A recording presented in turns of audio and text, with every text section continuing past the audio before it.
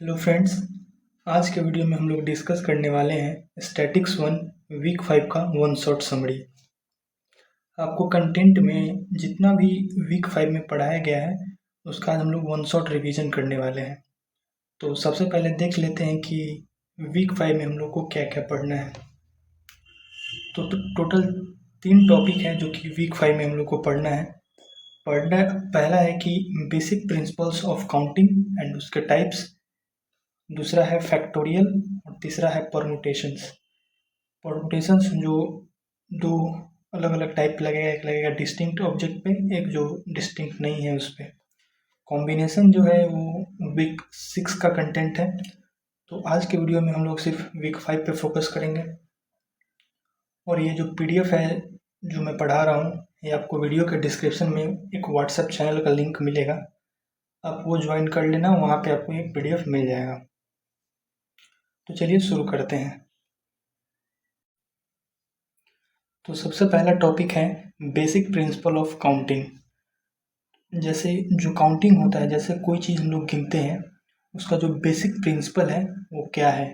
जैसे हम लोग कोई भी चीज़ गिनते हैं तो हम लोग या तो उसको ऐड करके गिनते हैं, काउंटिंग करते हैं, या फिर मल्टीप्लाई करके।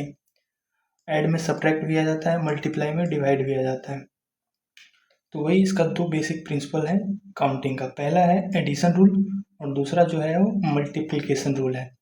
तो सबसे पहले हम लोग एडिशन रूल के बारे में देखते हैं। एडिशन रूल क्या कहता है कि if an action A can occur in n1 ways, n1 different ways, another action B can occur in n2 different ways, then the total number of occurrence of the action A or B is n1 plus n2। कह रहा है कोई भी काम हो रहा है या फिर कोई एक्शन हो रहा है, उसको A मान लेते हैं, वेरिएबल है वो n1 तरीका से हो रहा है। कोई एक दूसरा ले लेते हैं, एक्शन जो हो रहा है वो B है, वो n2 तरीका से हो रहा है। तो कह रहा है एडिशन रूल ऑफ काउंटिंग के तहत कि जो टोटल नंबर ऑफ अकरेंस होगा, यानी कि A और B का, वो कितना होगा। यहाँ पे देखिए और है, और मीन्स दोनों को लेने के लिए हमको क्या करना पड़ेगा, ऐड करना पड़ेगा।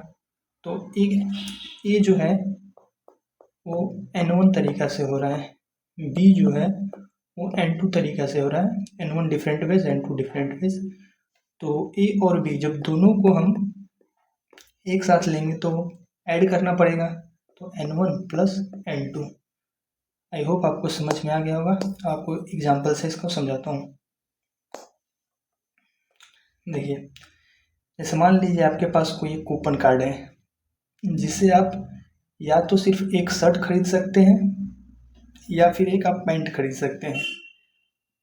तो लेट से हमारे पास एक ब्लू शर्ट है, एक रेड शर्ट है, एक ग्रीन शर्ट है, एक येलो शर्ट है। तो हमारे पास जो शर्ट है टोटल 4 है। एक रेड पैंट है, एक ग्रे पैंट है, एक ब्लू पैंट है। तो पैंट हमारे पास कितने हैं टोटल, पैंट हमारे पास 3 है। कह रहा है you have a voucher card two by only 1 shirt और ओनली 1 पैंट। या तो आप एक शर्ट खरीद सकते हो या पैंट खरीद सकते हो। How many choices you have two by one from following data. ये आपको डाटा दिया गया है, आपके पास कितने चॉइसेस हैं खरीदने के। देखिए, सबसे पहले ए को रिप्रेजेंट कर रहा है, टोटल शर्ट रिप्रेजेंट कर रहा है ए को, जो कि हमारे पास 4 है टोटल शर्ट। बी रिप्रेजेंट कर रहा है टोटल पैंट को, जो 3 है। तो let say n1 way is to choose shirt. जो शर्ट चूज करने का तरीका है वो n1 वेज है, और n2 वेज जो है वो पैंट चूज करने का तरीका है। वेरिएबल हम लोग असाइन कर रहे हैं। तो अभी हम लोगों ने जैसा डिफिनेशन से देखा, ऐसे जब एडिशन और आएगा तो हम लोग ऐड कर देंगे। तो total choices two by only 1 shirt, या तो एक शर्ट ले रहे हैं या तो हम लोग पैंट ले रहे हैं। टोटल हमारे पास चॉइसेस कितने हुए, 7 हुए। कैसे आएगा, 4 + 3, दोनों को ऐड कर देंगे तो 7 आ जाएगा। आई होप आपको समझ में आ गया होगा addition rule of counting. Next हम लोग बढ़ते हैं मल्टीप्लिकेशन रूल ऑफ काउंटिंग की तरफ। कह रहा है कोई एक्शन ए है, n1 डिफरेंट वेज से हो रहा है। कोई दूसरा एक्शन है एक्शन बी, वो n2 डिफरेंट वेज से हो रहा है। कह रहा है total number of occurrence of the action A and be together. पहला एक्शन ए था, दूसरा बी था। ये N1 वेज से हो रहा था, ये N2 वेज से हो रहा था। कह रहा है, इस लाइन पे ध्यान दीजिए, total number of occurrence of the action A and be together. दोनों एक्शन ए एंड बी एक साथ होने का क्या प्रोबेबिलिटी है? तो दोनों को हम मल्टीप्लाई कर देंगे, वो हो जाएगा N1 इंटू N2। ये मल्टीप्लिकेशन रूल है, इसमें मल्टीप्लाई करेंगे, और इससे पहले जो पढ़ा था वो एडिशन रूल है, उसमें ऐड करेंगे। आई होप आपको डिफिनेशन क्लियर हो गया होगा। एक एग्जांपल देखते हैं।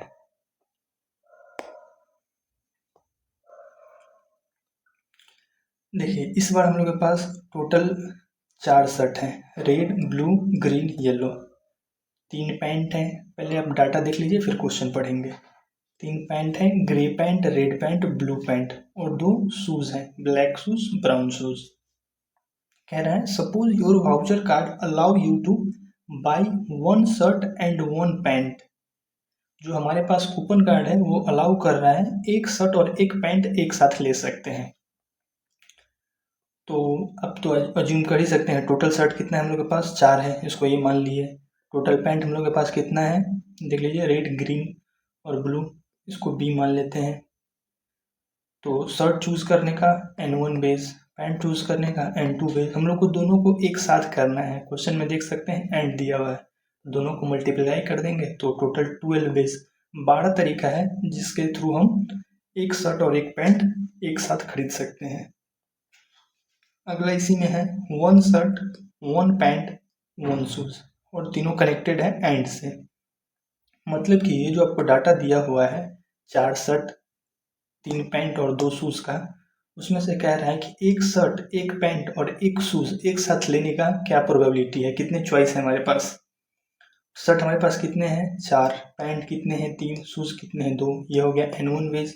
शर्ट लेने का तरीका N1 वेज हो गया, पैंट लेने का तरीका N2 वेज हो गया, शूज लेने का N3 वेज हो गया। यानी इस तीनों को जब मल्टीप्लाई कर देंगे टोटल हम लोग के पास आएगा 12। 4 3 12 इंटू 2 24। टोटल 24 तरीका है, 24 वेज है जिससे हम 1 शर्ट, 1 पैंट और 1 शूज ले सकते हैं एक साथ।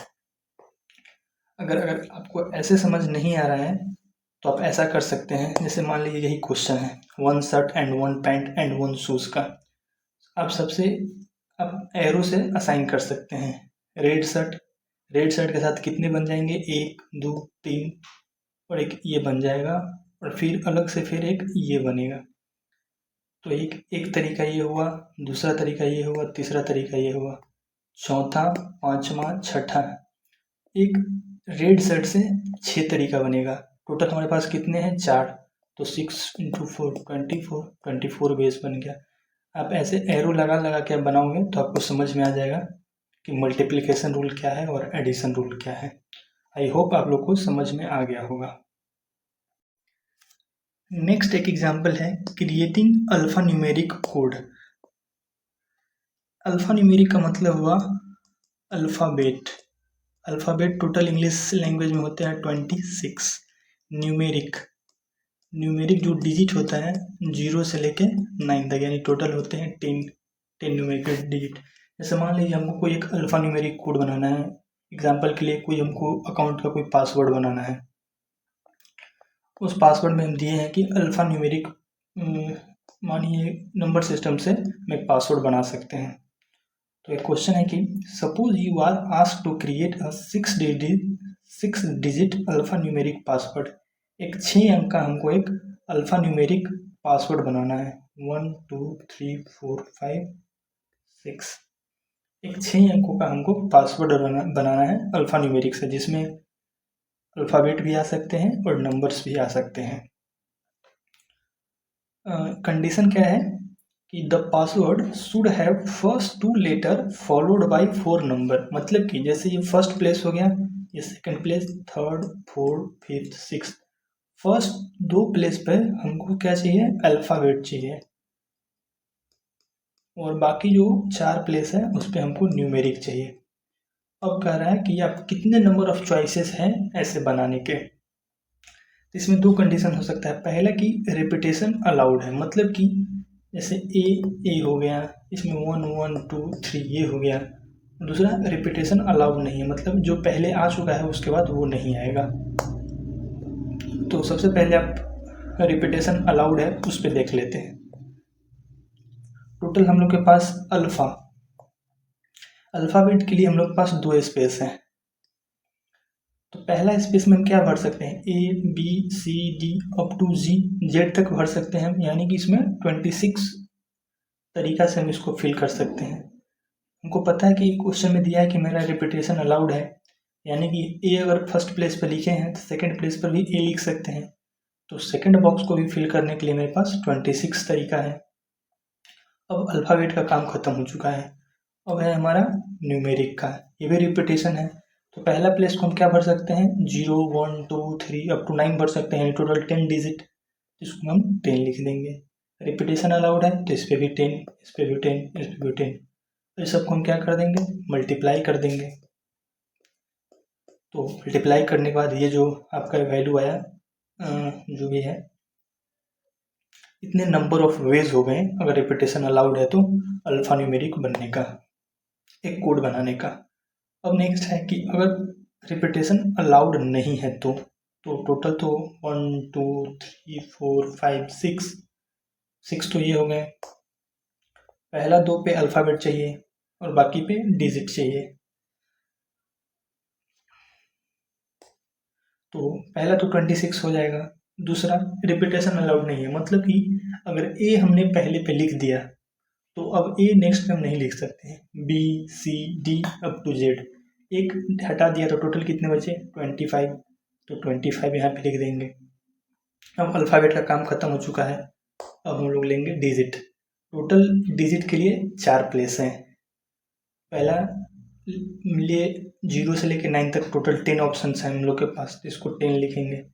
कोई एक डिजिट यहाँ पे हम लोग फिल कर चुके हैं तो यहाँ पे तो एक कम हो जाएगा 9, ऐसे ही नेक्स्ट में एक कम हो जाएगा 8, नेक्स्ट में एक कम हो जाएगा 7।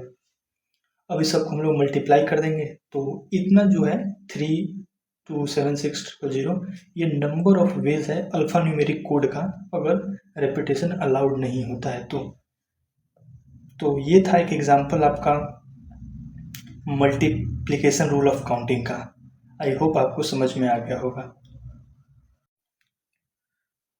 तो अभी तक हमारा जो बेसिक प्रिंसिपल ऑफ काउंटिंग है वो कंप्लीट हो गया है। अब हम लोग बढ़ते हैं फैक्टोरियल की तरफ, जो कि हमारा सेकंड टॉपिक है। तो factorial, what is factorial? The product of first n positive integers is called n factorial and it is denoted by n factorial. जैसे मान लीजिए हमें 5 का फैक्टोरियल निकालना है, तो कह रहा है product of first n positive number, n का वैल्यू अगर 5 है तो इसका हमको फैक्टोरियल निकालना है। तो इसके पहले जितने भी नंबर्स आए होंगे सब का प्रोडक्ट निकालने के बाद जो नंबर आएगा, मतलब ऐड प्रोडक्ट निकालेंगे उसको ऐड करते जाएंगे, जो नंबर आएगा वही हो जाएगा 5 का फैक्टोरियल। तो लेट से हमको 5 का फैक्टोरियल निकालना है, तो 5 इंटू 4 इंटू 3 इंटू 2 इंटू 1, तो इसको पहले मल्टीप्लाई करके ऐड करते जाएंगे तो आएगा 120। तो ये हो गया 5 का फैक्टोरियल 120। ऐसे ही आप अलग अलग निकाल सकते हो। इसको डिनोट करते हैं n, और ये जो साइन है इसको एक्सक्लेमेशन मार्क कहते हैं, इससे आप फैक्टोरियल्स को डिनोट करते हैं। ये आपको जैसे ही आप आगे पढ़ोगे कॉम्बिनेशन में भी या फिर परमुटेशन में भी, फिर प्रोबेबिलिटी में, तो आपको ये फैक्टोरियल बहुत यूज आएगा।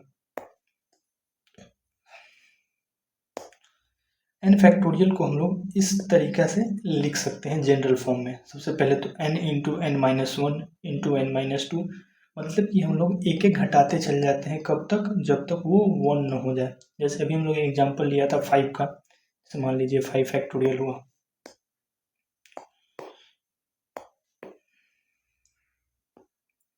जैसे मान लीजिए 5 फैक्टोरियल हम अभी एग्जाम्पल लिए थे। तो सबसे पहले तो 5 आएगा, 5 इंटू n माइनस 1, यानी कि 5 minus 1 into 5 minus 2 into 5 minus 3, ऐसे करते करते करते 1 आ ही जाएगा। 5 - 1 क्या है 4 है, 5 - 2 क्या है 3 है, 5 - 3 क्या है 2 है। अब 5 - 4 जैसे ही करेंगे तो 1 आ जाएगा। तो ये एक जनरल फॉर्म है लिखने का। और एक ये है कि पॉइंट आपको याद रखना है कि बाय कन्वेंशन 0 फैक्टोरियल जो होता है 1 के बराबर होता है और 1 फैक्टोरियल भी 1 के बराबर होता है। आपको एज अ नोट आप इसको याद रख सकते हैं कि जो 0 का फैक्टोरियल होगा वो भी 1 होगा और 1 का फैक्टोरियल वो भी 1 होगा उसके वैल्यूज। बढ़ते हैं एग्जाम्पल की तरफ। कह रहा है there are 8 athletes who take part in 100 metre race. एक 100 मीटर का रेस हो रहा है जिसमें टोटल 8 एथलीट पार्टिसिपेट किए हुए हैं। What are the possible ways the athletes can finish the race assuming no ties. कह रहा है कि कितने नंबर ऑफ डिफरेंट वेज हो सकते हैं एक रेस को फिनिश करने का एथलीट के द्वारा, अगर अज्यूम किया जाए कि वो ड्रॉ नहीं होगा।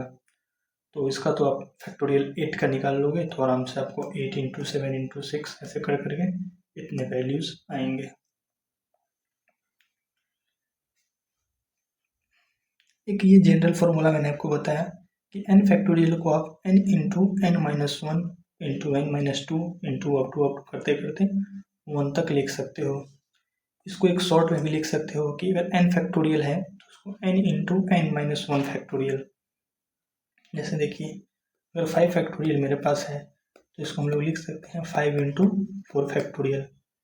इसको 5 × 4 × 3 फैक्टोरियल भी लिख सकते हैं क्योंकि 5 का तो 5 ही है और 4 फैक्टोरियल का वैल्यू यहाँ से हम लोग निकाल लेंगे, जो भी आएगा यहाँ लिख देंगे, उसके बाद वैल्यू सेम ही आएगा।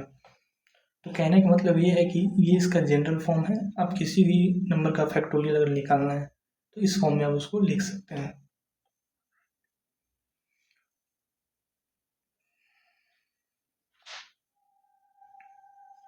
अभी जस्ट मैंने वही समझाया कि अगर n = 5 है तो I1 2 3 4 5 अप टू यहाँ तक जाएगा, जो कि 5 × 4 फैक्टोरियल लिख सकते हैं। 5 फैक्टोरियल को 5 × 4 × 3 फैक्टोरियल लिख सकते हैं। 5 फैक्टोरियल को ही 5 × 4 × 3 × 2 फैक्टोरियल लिख सकते हैं। उसी का ये जनरल फॉर्म है n factorial = n × n - 1 factorial. अब कुछ क्वेश्चन टाइप हैं जो आपके क्विज 2 में आ सकते हैं। जैसे यहाँ पे दिया हुआ है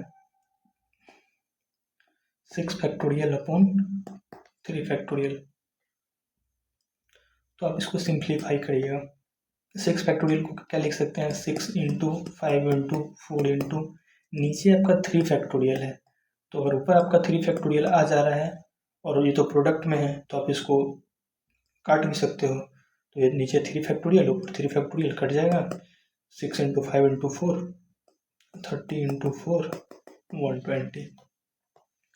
ऐसे ही अलग अलग है। प्रोडक्ट में है तो आप नीचे ऊपर जो भी है न्यूमरेटर और डिनोमिनेटर में उसको एक दूसरे से कट कर सकते हैं। ये तो उतना है नहीं, मे भी आपको 2 या 3 नंबर में क्वेश्चन एक देखने को मिल जाए, या फिर किसी का सब क्वेश्चन जो बन के आता है वैसे में भी आपको आ सकता है ऐसा। और एक दूसरा टाइप का क्वेश्चन ये भी है कि express 25 × 24 × 23 in terms of factorial. इसको आपको फैक्टोरियल के टर्म्स में लिखना है। तो देख लीजिए 25 × 24 × 23 और नीचे अगर 22 नहीं है, 22 के बाद एक भी डिजिट नहीं है, तो ये जो है 22 × up to 1 और नीचे भी लिख देते हैं तो ये दोनों एक दूसरे से कट जाएगा, तो हमारा यही ओरिजिनल आ जाएगा। तो इस पूरा को हम लोग 25 फैक्टोरियल के फॉर्म में लिख सकते हैं क्योंकि एक भी डिजिट गायब नहीं है, 25 से 1 तक है, और नीचे 22 फैक्टोरियल भी लिख सकते हैं। तो आप देख सकते हैं ये तो बेसिक कॉमन सेंस वाला है। आई होप आपको फैक्टोरियल समझ में आ गया होगा। तो अभी तक हम लोगों ने बेसिक प्रिंसिपल ऑफ काउंटिंग पढ़ लिया है, फैक्टोरियल पढ़ लिया है, अब बारी है परमुटेशंस की। कॉम्बिनेशन आपका वीक 6 का पार्ट है, तो जब नेक्स्ट वीडियो आएगा तो उसमें मैं आपको कॉम्बिनेशन पढ़ा दूंगा।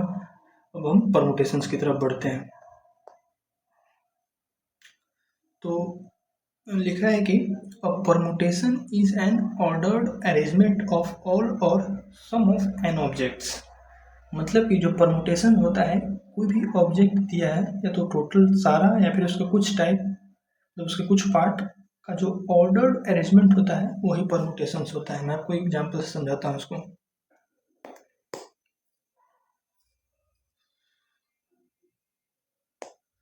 जैसे देख लीजिए, हम लोग के पास 0 1 2 3 ये टोटल 4 डिजिट है हम लोग के पास। अब इसके हम लोग अलग अलग अरेंजमेंट्स बनाएंगे। लेट से 2 डिजिट का अरेंजमेंट बनाते हैं। 0 1 हो सकता है, 0 2 हो सकता है, 0 3 हो सकता है, 0 0 भी हो सकता है, 1 2 हो सकता है, 2 1 हो सकता है, एक 1 0 भी हो सकता है। अब देखिए, ये सारे आपके अरेंजमेंट्स हैं। ये अभी हम लोगों ने 2 डिजिट का लिया है। 0 1 3 2, 0 1 2 3, ये 4 डिजिट का अरेंजमेंट है। ऐसे ही 1 2 3 0 3 1, ये 3 डिजिट का अरेंजमेंट है। तो जो स्टार्टिंग में हम लोग के पास जो ये 4 डिजिट है, या तो हम इस टोटल को लेके अलग अलग अरेंजमेंट बना सकते हैं, या फिर इसके सब टाइप यानी कि इसके छोटे छोटे जो टुकड़े लेके उसको भी हम लोग अरेंजमेंट बना सकते हैं। जैसे अभी हम लोग ने लिया 2 डिजिट का लिया, 3 डिजिट का ले सकते हैं, 4 डिजिट का ले सकते हैं, मैक्सिमम इसमें 4 डिजिट का ले सकते हैं। अब पहली बात तो ये है कि परमुटेशन हो या कॉम्बिनेशन हो, वो अरेंजमेंट ही होते हैं। ऑल यानी टोटल जितने गिवन है वो सारे के, या फिर सम, या फिर उसके सब टाइप, या फिर उसके कुछ के। पहला तो ये है। अब डिफरेंस क्या है परमुटेशन और कॉम्बिनेशन में? परमुटेशन जो आपका है वो ऑर्डर्ड होता है, मीनिंग मतलब कि ए और बी, बी ए बी और बी ए, जैसे कि आप देख सकते हैं एग्जाम्पल में। परमुटेशंस में दोनों अलग अलग आपको डिनोट करेगा, ए बी अलग है, बी ए अलग है। बट कॉम्बिनेशन में ऐसा नहीं है। कॉम्बिनेशन में ए बी जो है वो बी ए ही है। एक चीज़ आपको ये ध्यान रखना है, परमुटेशन मतलब ऑर्डर मैटर कर रहा है, कॉम्बिनेशन मतलब अनऑर्डर्ड, उसमें सिर्फ अरेंजमेंट देखता है। दोनों में अरेंजमेंट है, बट परमुटेशंस में आपको ऑर्डर मैटर करता है। आई होप आपको कुछ क्लियर हो गया होगा। बाकी मैं आपको एग्जाम्पल और भी है नीचे जो मैं दे रहा हूँ, उससे आपको पूरा क्लियर हो जाएगा परमुटेशंस किसको कहते हैं। आपको बस 2 पॉइंट याद रखना है परमुटेशंस में। पहला अरेंजमेंट, दूसरा ऑर्डर। परमुटेशंस जो होता है ऑर्डर्ड अरेंजमेंट होता है टोटल एलिमेंट्स के, या फिर उसके कुछ पार्ट के ऑब्जेक्ट्स। जैसे पहला एग्जांपल है ए बी सी, 3 आपके पास मान लीजिए डिजिट, मान लीजिए अल्फ़ाबेट, मान लीजिए जो भी। Possible arrangements taking all at a time. अगर ए बी सी तीनों एक साथ लेते हैं तो कितने नंबर ऑफ अरेंजमेंट बन सकते हैं? एक ए बी सी बन सकता है, एक बी ए सी बन सकता है, एक सी ए बी बन सकता है, एक ए सी बी बन सकता है, एक बी सी ए बन सकता है, एक सी बी ए बन सकता है। अगर taking all at a time, अगर तीनों के तीनों एक साथ लेते हैं तो टोटल हम लोग के पास 6 तरीके से इसको हम लोग लिख सकते हैं। ए बी सी अगर 3 है और टेकिंग 2 एट अ टाइम, एक टोटल 3 थे, 3 एक साथ ले रहे थे, टोटल 3 है और 2 एक साथ ले रहे हैं। A B, B A, B C A C, total 6 हो रहे हैं। A B C D total 4 हैं। Possible arrangements taking all at a time, अगर चारों एक साथ लेते हैं तो कितने होंगे? 1 2 3 4 5 6 7 8, मतलब इससे 6, इससे 6, इससे 6, तो टोटल 24 हो जाएंगे। आई होप आपको परमुटेशंस समझ में आ रहा है। ये तो आप बेसिक प्रिंसिपल काउंटिंग से आप इसको निकाल सकते हैं। अब आपका परमुटेशंस का फॉर्मूला देखिए, कह रहा है the number of possible permutations of R object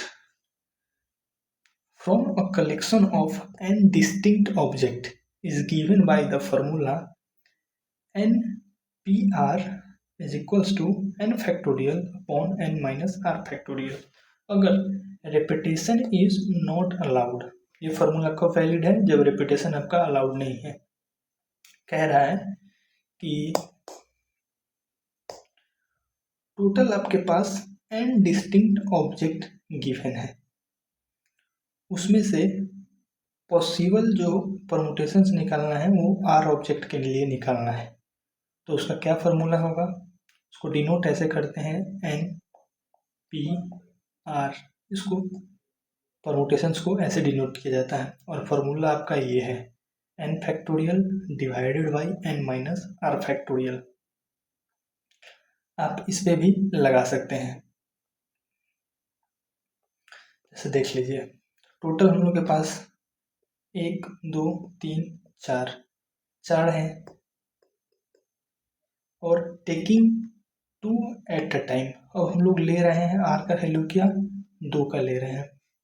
तो NPR का फॉर्मूला क्या है? n factorial upon n minus r factorial. n कितना है? 4, यानी कि 4 factorial divided by n minus r यानी कि 2 factorial. 4 into 3 into 2 factorial upon नीचे 2 फैक्टोरियल। अब ये प्रॉपर्टीज हम लोग देखे थे कि अगर प्रोडक्ट में है और नीचे ऊपर है तो हम लोग इसको काट सकते हैं। तो ये 2 से 2 कट जाएगा, तो 4 3 जा 12, यानी कि टोटल 12 वेज जो है ये निकल के आता है। तो आई होप ये क्वेश्चन आपको समझ में आ गया होगा। एक और एग्जांपल आपको मैं लिखे दिखाता हूँ, एग्जांपल 3।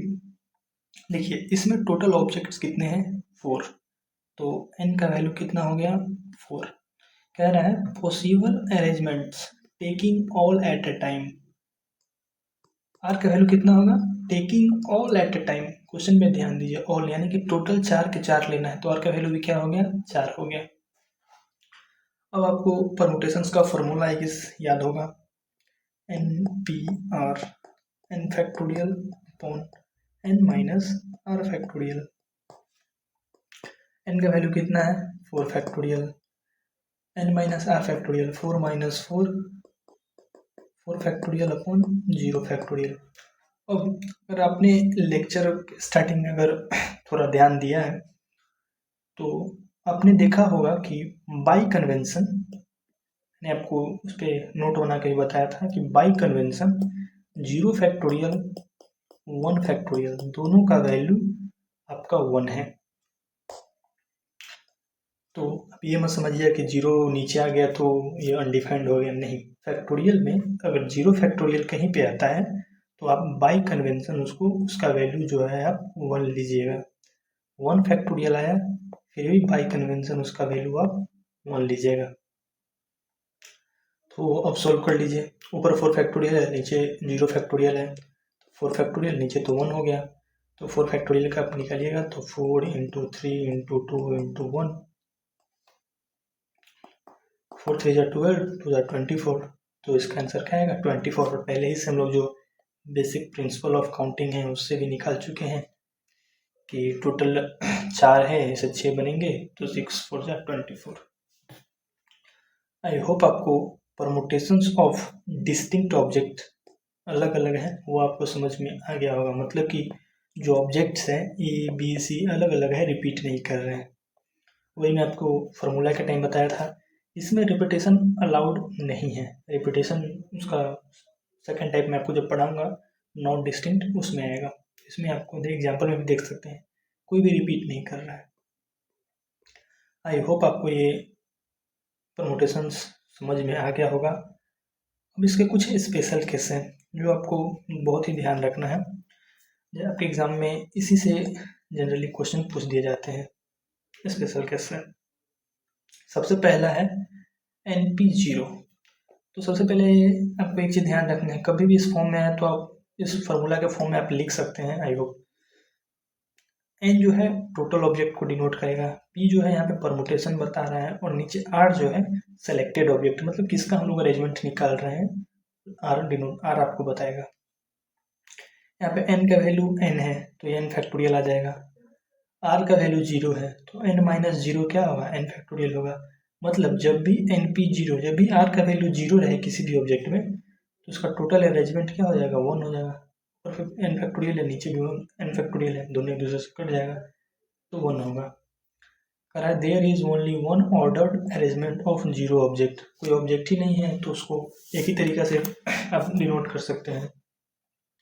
सेकंड है अगर r का वैल्यू आपको 1 हो जाए तो फिर आप फार्मूला लगाइए, n फैक्टोरियल ऊपर आ जाएगा, नीचे n माइनस 1 फैक्टोरियल आएगा।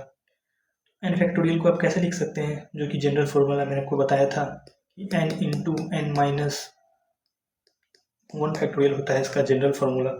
इसको आप एक घटाते चल जाइएगा, सब्ट्रैक्ट करते तो जब तक 1 नहीं आ जाए तब तक। तो ये आपका जनरल फार्मूला हो गया। तो इसको जैसे ही आप ओपन कीजिएगा एक, तो एक बार में ही कट जाएगा, यानी कि जब भी r का वैल्यू 1 रहेगा, एक ऑब्जेक्ट हमको चूज करना है n ऑब्जेक्ट में से, तो वो n arrangements, total n arrangements होंगे उसके possibility. There are n ways of choosing one object from n objects. n objects है और तो उसमें से n ही वेज चूज कर सकते हैं। अब है कि टोटल हमारे पास n ऑब्जेक्ट है, उसमें से n हमको चूज करना है, मतलब जितना है हमको टोटल चूज करना है। तो फिर फार्मूला लगा दीजिए। फार्मूला क्या है, इसमें तो बेसिक सेंस है, अगर मेरे पास n ऑब्जेक्ट है उसमें से हमको n चूज ही करना है तो कितने तरीके हुए, n फैक्टोरियल हुए। फैक्टोरियल मीन्स इसके जितने भी प्रेडिसेसर होंगे सबको हम लोग मल्टीप्लाई करके ऐड कर देंगे, बाकी आप फार्मूला लगा के उसको प्रूफ कर सकते हैं। n है तो ऊपर n फैक्टोरियल आ जाएगा, n माइनस n नीचे तो 0 फैक्टोरियल आ जाएगा।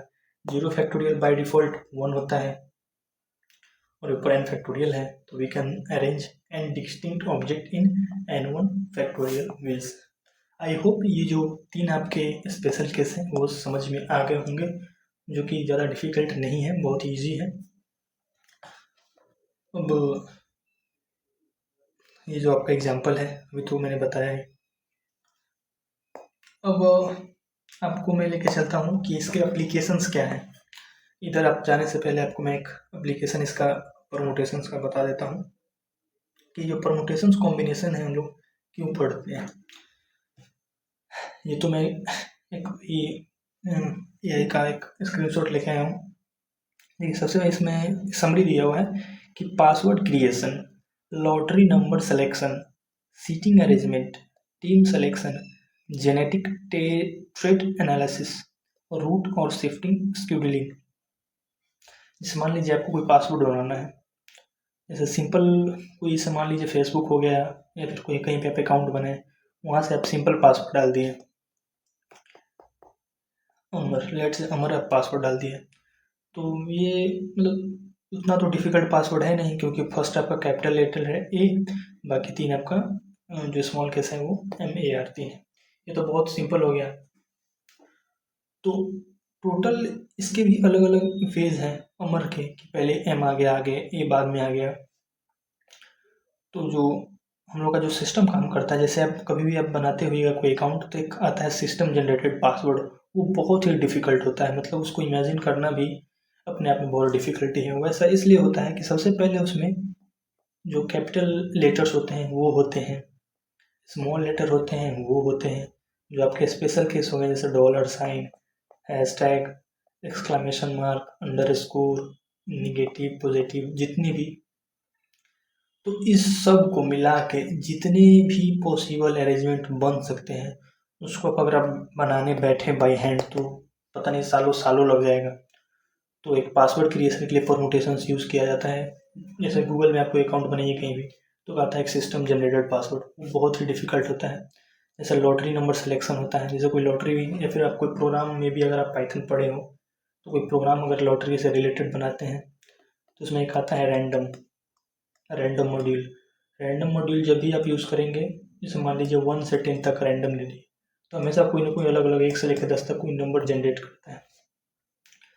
तो इसके अलग अलग एप्लीकेशंस होते हैं। सीटिंग अरेंजमेंट्स, बड़े बड़े एग्जाम्स हो गए या फिर हम लोग का ही जो है IITM डाटा साइंस का वो भी एग्ज़ाम होता है, उसको सीटिंग अरेंजमेंट में इसका यूज़ होता है। टीम सिलेक्शन में भी, जेनेटिक्स ट्रेट में, बायोटेक में इसका जो है बहुत ही यूज़ होता है। तो यही इसके कुछ एप्लीकेशंस हैं। आई होप आपको समझ में आ गया होगा। तो अभी तक हम लोग ने परमुटेशन समझ लिया है क्या होता है, उसके स्पेशल केस भी देख लिए हैं। अब कुछ एग्जाम्पल हैं उसको देखते हैं। तो सबसे पहला है कि from a committee of 8 person, total 8 है, तो हम लोग लिख लेंगे n is equals to 8।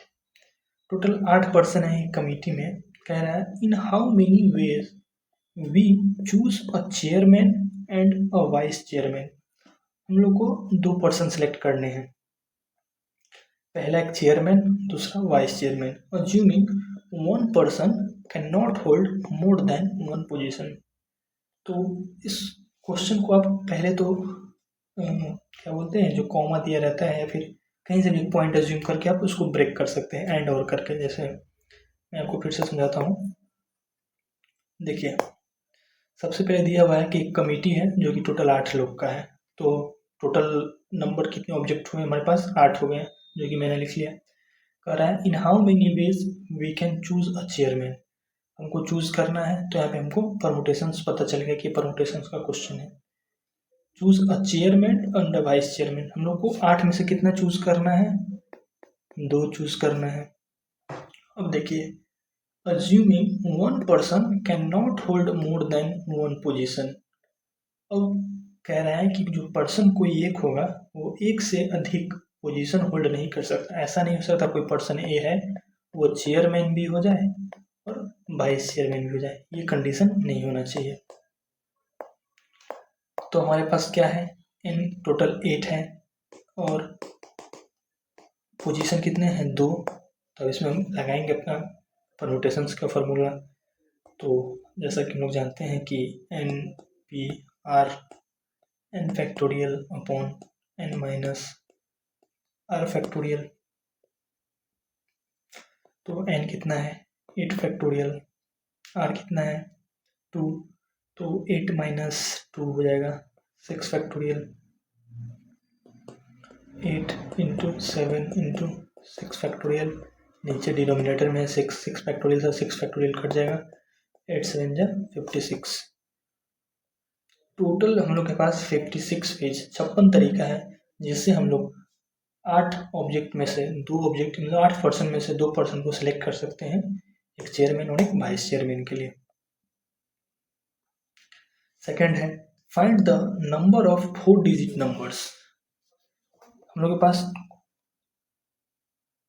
4 digit का नंबर दिया गया है, that can be formed using the digit 1 2 3 4 5।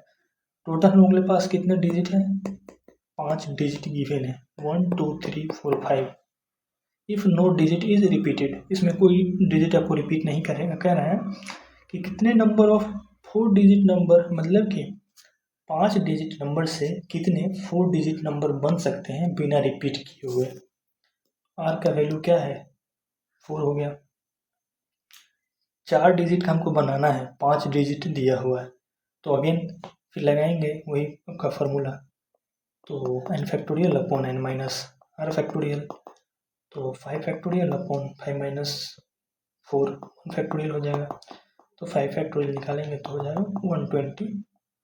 इतने वेज हैं कि 5 डिजिट नंबर दिया है उसमें से 4 डिजिट नंबर बनाने का विदाउट रिपीटेशन। बाकी एग्जाम्पल जो भी है आप खुद से बना सकते हैं।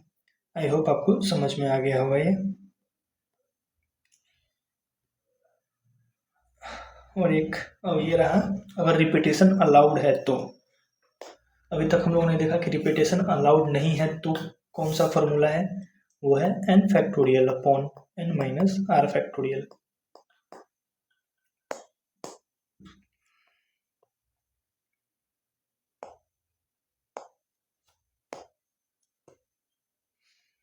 कह रहा है the number of possible permutations of R object from a collection of n distinct objects when repetition is allowed is given by the formula n into n into n into n, and it is denoted by n to the power r। कह रहा है अगर हम लोग के पास total object है n, उसमें से पॉसिबल परमुटेशंस निकालना है r ऑब्जेक्ट के लिए, और रिपीटेशन अलाउड है तो उसका फॉर्मूला है n⁻r। ये बहुत ही सिंपल है, अनलाइक नॉन रिपीटेशन में, जिससे आप एग्जाम्पल से समझ सकते हैं। अगर हम लोग के पास 3 ऑब्जेक्ट है ABC, कह रहा है arrangement all at a time, तीनों को एक साथ अरेंज करना है अगर रिपीटेशन अलाउड है तो। n कितना है 3, r कितना है 3, रिपीटेशन अलाउड है, उसका फॉर्मूला क्या है n⁻r। तो 3 का पावर 3, तो 3 इंटू 3 इंटू 3, 3 3 जा 9, 3 जा 27, अगर रिपीटेशन अलाउड है तो। अगर आप इसको समझना चाहते हैं तो आप फिर से आप वही कीजिए, ए ले लीजिए, बी सी, ऐसे बनाते जाइए बनाते जाइए बनाते जाइए, रिपीटेशन अलाउड है। कितने नंबर ऑफ वेज इस तीनों से बन सकते हैं, तो टोटल आपको 27 बन जाएगा। आई होप आपको ये समझ में आ गया होगा। तो अब है परमुटेशंस ऑब्जेक्ट नॉट डिस्टिंक्ट। अगर जो ऑब्जेक्ट है वो डिस्टिंक्ट नहीं है, अगर सेम हो गए तो परमुटेशंस कैसे निकालेंगे वो देखना है। तो ये तो आप है तो खुद से पढ़ सकते हैं, बट मैं आपको अच्छे से समझा देता हूँ। जैसे मान लीजिए एक वर्ड लेते हैं DATA, इसमें आप देख रहे हैं ए जो है वो रिपीट कर रहा है, मतलब ए जो है 2 बार आ चुका है इस वर्ड में। टोटल n जो है 4 है और ए है रिपीट कर रहा है। तो नॉर्मली तो आप इसको निकाल सकते हैं उस फॉर्मूला से, अगर लेट से कि हम पुराने जो है डिस्टिंक्ट वाले फार्मूला से निकालते हैं और चारों को एक साथ ले लेते हैं, मतलब 4 टोटल कितने बनेंगे परमुटेशंस। अगर 4 एक साथ लेते हैं तो NPR का फार्मूला के अकॉर्डिंग 4 फैक्टोरियल अपॉन 0 फैक्टोरियल, तो 4 इंटू 3 इंटू 2, टोटल 24 वेज बनेंगे। बट ऐसा नहीं है, क्यों? क्योंकि ये ए और ये ए है तो ये दोनों सेम ही, तो ये दोनों आपस में भी एक दूसरे के प्लेस पे जा सकते हैं, कोई फ़र्क नहीं पड़ेगा। अगर मान लीजिए मैं ये ए को उठा के यहाँ पे रख दूँ और ये ए को उठा के यहाँ पे रख दूँ, कोई कुछ पता नहीं चलेगा, बट यहाँ पे हम लोग को अलग ट्रीट करना है। तो उसके लिए क्या है, जब भी कोई वर्ड में जो भी लेटर रिपीट करे तो उसको क्या करना है, आप लोग को अलग से लिख लेना है। ए कितने बार रिपीट कर रहा है, 2 बार रिपीट कर रहा है, तो इसके लिए आपको ये फार्मूला अप्लाई नहीं करना है। जब भी डिस्टिंक्ट ऑब्जेक्ट हो, sorry distinct object not distinct हो, एक जैसा नहीं हो, सिमिलर नहीं हो, डिफरेंट, सॉरी रिपीट करे, तो आपका फॉर्मूला है n फैक्टोरियल अपॉन जो रिपीट कर रहा है वो, डेफिनेशन आप देख लीजिए कि the number of permutations of n objects when p of them are of one kind and rest distinct is equal to n factorial upon p factorial। Data में एक प्रकार के कितने हैं, d जो है एक अलग है, a है ये टोटल 2 यूज हो रहे हैं, और p जो है एक हो रहे हैं, 2 3 1 4। अब कह रहा है टोटल कितने हुए 4, रिपीट कितने कर रहे हैं 2, फॉर्मूला के according n factorial upon p factorial, n यहाँ पे टोटल है और p जो है रिपीट कर रहे हैं, यानी कि p factorial upon 2 factorial. 4 into 3 into 2 factorial, 2 से 2 कट जाएगा तो टोटल आपको 12 वेज बनेंगे। आई होप आपको ये समझ में आ गया होगा। एक और एग्जाम्पल है वो आप देख लीजिए। कह रहा है suppose we want to rearrange the letters in the word statics, how many ways it can be done. Statics है उससे आपको वर्ड बनाने हैं, मतलब एस को इधर कर दिए, ए को इधर कर दिए, टी को इधर कर दिए, मतलब टोटल नंबर ऑफ वर्ड्स कितने बनेंगे वो आपको बताना है। तो सबसे पहले आप स्टैटिक्स में कितने लेटर्स हैं, 1 2 3 4 5 6 7 8 9 10, स्टैटिक्स में टोटल 10 लेटर हैं। अब देखिए कि रिपीट कौन कौन कर रहा है, एक आपका टी रिपीट कर रहा है, एक आपका एस रिपीट कर रहा है और एक आपका आई रिपीट कर रहा है। कितनी बार कर रहा है? टी आपका टोटल 3 है, लिख लिया। एस एस टोटल 3 है, वो भी लिख लिए। आई टोटल 3 है, वो भी लिख लिए। तो how many ways it can be done, total कितने नंबर ऑफ वेज हैं कि स्टैटिक्स को रीसफल मतलब रीअरेंज करके लिख सकते हैं। तो फॉर्मूला आपको पता ही है, एन फैक्टोरियल अपॉन जो भी मतलब सेम काइंड के रिपीट हुए हैं, मे भी कोई पी होंगे, कोई के होंगे, कोई एल होंगे, जो भी है ये मतलब वेरिएबल ले रहा हूँ जनरल फॉर्म के लिए। तो टोटल कितना है? 10 फैक्टोरियल। जो रिपीट कौन कौन कर रहे हैं? एक टी कर रहा है, एक एस कर रहा है, एक आई कर रहा है। बस आप उसको सॉल्व कर दीजिए, तो जो भी आएगा वही आपका हो जाएगा। उतने नंबर ऑफ वेज हो गए, इतने नंबर ऑफ वे हो गए इसको रीअरेंज, स्टैटिक्स को रीअरेंज करके लिखने का। इन जनरल दिया हुआ है कि the number of permutation of n object, total number of object n है, where P1 is of one kind. हो सकता है ना कि टी भी रिपीट करे, ए भी रिपीट करे, के भी रिपीट करे, कोई भी लेटर रिपीट कर सकता है। तो P1 वन काइंड हुआ, P2 सेकंड काइंड ऑफ का हो गया, P3 P4 ऐसा कर करके पी केथ काइंड तक का है। तो उसको उसी प्रकार से लिखेंगे जैसा कि अभी हमने क्वेश्चन में सॉल्व किया। एन जो हो गया टोटल हो गया, और जो रिपीटेशन जो जो लेटर कर रहे हैं वो सबका मल्टीप्लाई है। तो यही है आपका, अगर ऑब्जेक्ट डिस्टिंक्ट नहीं है, रिपीट कर रहे हो, तब आप उसको कैसे सॉल्व कीजिएगा।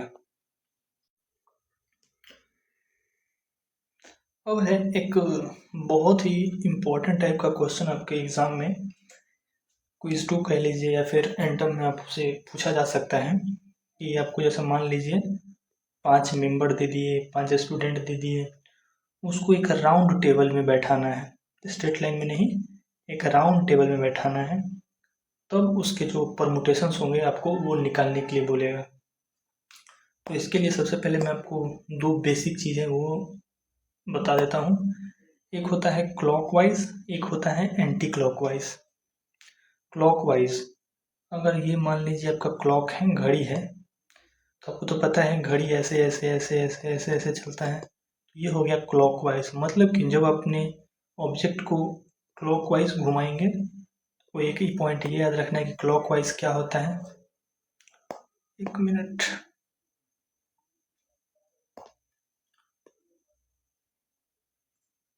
ये हो गया आपका क्लॉकवाइज, और आपका ये हो गया एंटी क्लॉकवाइज, मतलब जो अपन घड़ी के दिशा के विपरीत मतलब अपोजिट और सिमिलर दिशा में जाएंगे उसको क्लॉकवाइज और एंटी क्लॉकवाइज कहते हैं। अब है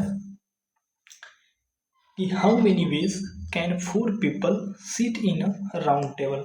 इसके लिए आपको दो चीज़ ध्यान रखना है, क्वेश्चन में आपको वो चीज़ गिवन होगा कि क्लॉकवाइज और एंटी क्लॉकवाइज क्या डिफरेंट है या फिर सेम है, क्वेश्चन में आपको गिवन होगा।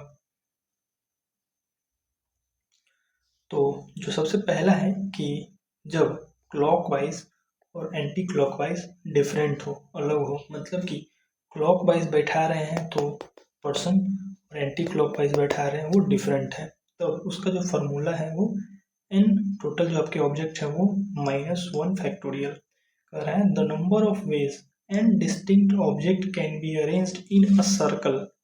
ये जो फार्मूला है दो, इस सर्कल के ही लिए है, स्पेशली जब आपको अरेंजमेंट के लिए बोलेगा एक राउंड टेबल, सर्कल, तो उस टाइम आपको ये दोनों फार्मूला यूज़ करना है।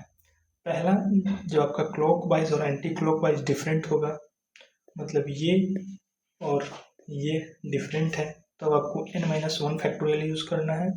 और जब क्लॉकवाइज और एंटी क्लॉकवाइज आपका सेम होगा, तो n-1/2 फैक्टोरियल आपको यूज़ करना है। आई होप आपको ये राउंड टेबल वाला समझ में आ गया होगा। तो अभी तक हम लोगों ने बेसिक प्रिंसिपल ऑफ काउंटिंग पढ़ लिया है, फैक्टोरियल क्या होता है वो पढ़ लिया है, परमुटेशंस क्या होता है वो पढ़ लिया है।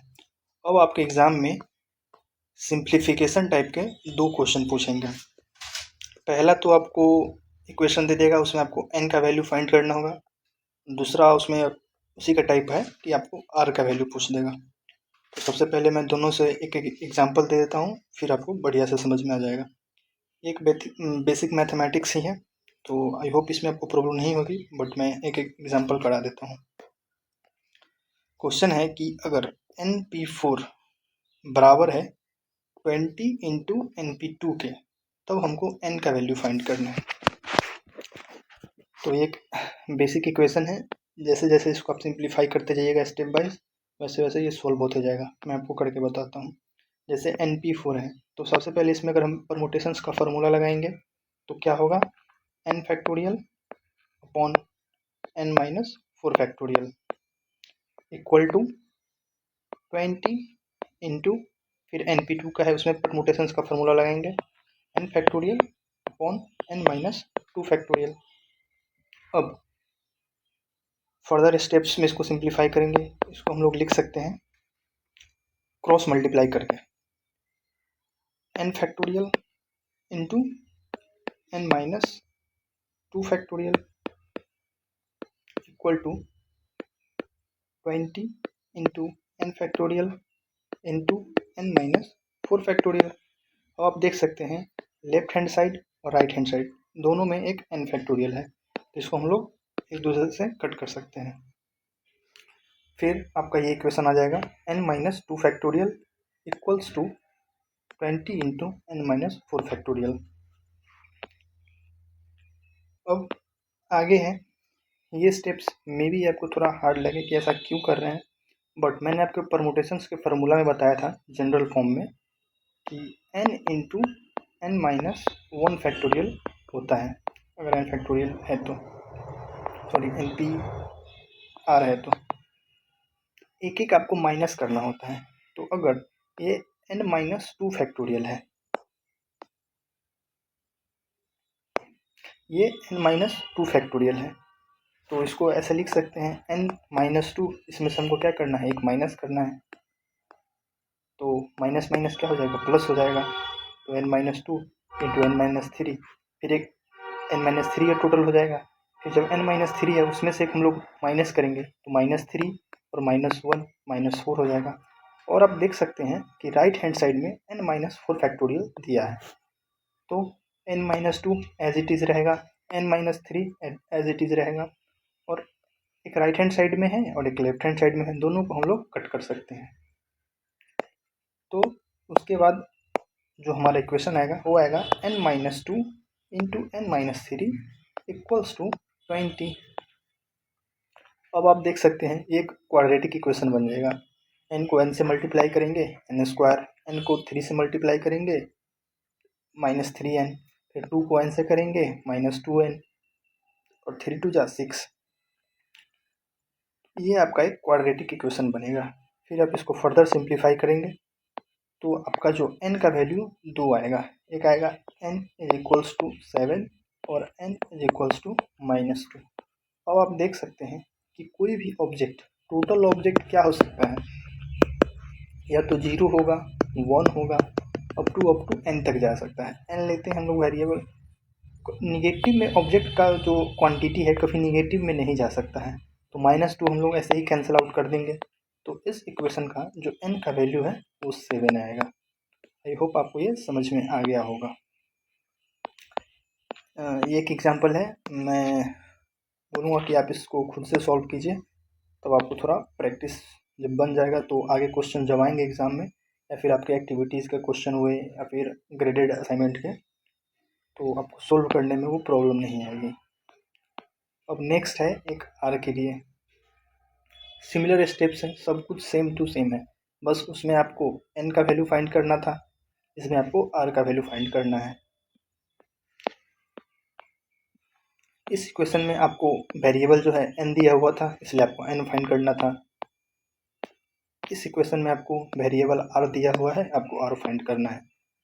आप फिर से वही देख सकते हैं 5pr है, इसमें परमुटेशंस का फॉर्मूला लगाएंगे 5 factorial minus upon 5 minus r factorial, right hand side में 2 into 6 factorial upon 6 minus r का वैल्यू क्या है, r माइनस 1, 6 में से क्या लोग सब्ट्रैक्ट करेंगे, r माइनस 1।